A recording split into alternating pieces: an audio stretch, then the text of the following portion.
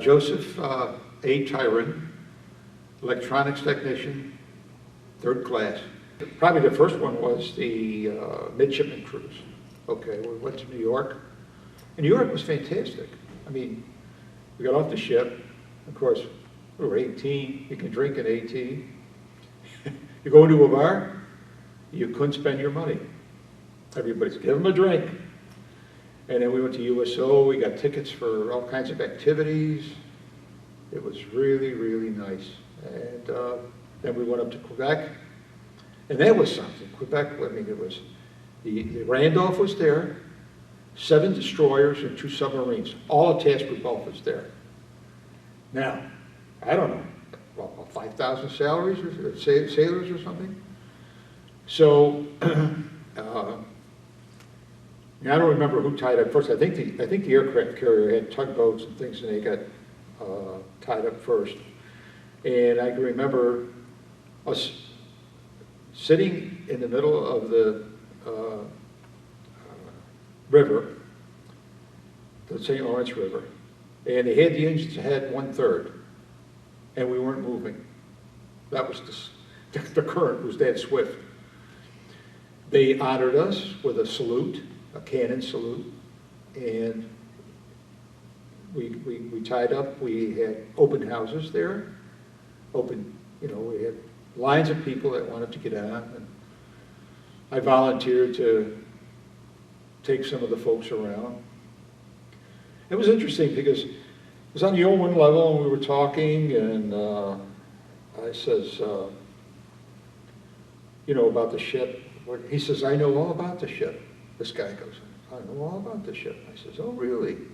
He says, yeah, and I don't remember the ship he was on, but during the war, a kamikaze came flying towards the Murray, dropped his torpedo, but the torpedo didn't arm because he dropped it too close to it. It went right through the ship. And then when it went out of the ship, it went, from what I understood, what I was told, it went through the mess decks. Went through and exploded on the other side when it went out, the port side. It went through the starboard and went out the port. And he says, we seen the plane, we seen the torpedo drop, and he says, I didn't look. And he says, we didn't hear anything for a while, then we heard a bang, right? But the ship was just cruising along. It was like a miracle.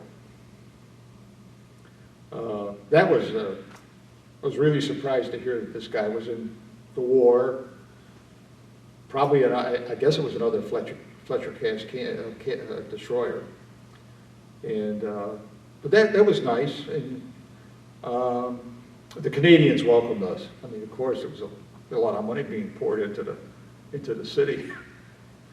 Some of the bars were so full. It was interesting. In the old city, when you went in to have a drink, a beer, they served you food. This was a law up there that they had to give you something to eat, and it was like a piece of cold cut and maybe a little bit of bread and some sort of salad, and they would serve you that, and then you could have your drink. But that was nice. Now, we didn't do med cruises or anything like that. We were out 2 weeks, in 2 weeks, generally. I remember once we did stop in Florida.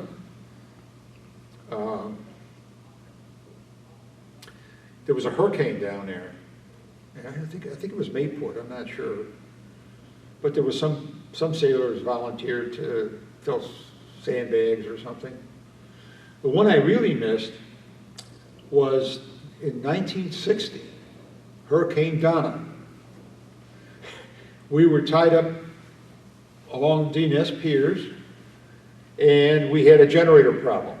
Navy regulation says that you have to have 2 generators. You have to be fully in good condition to go out to Hurricane Anchorage, which I didn't understand.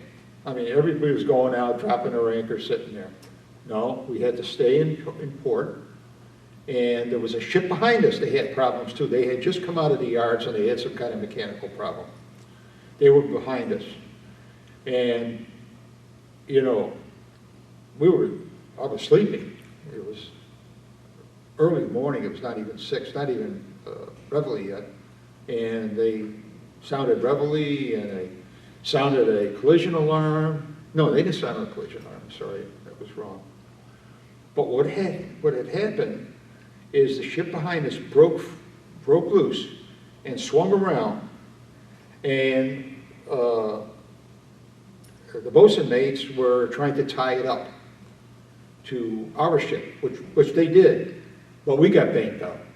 You know, the yards had to come out, you know, with their equipment and fix parts of the ships that was banged up.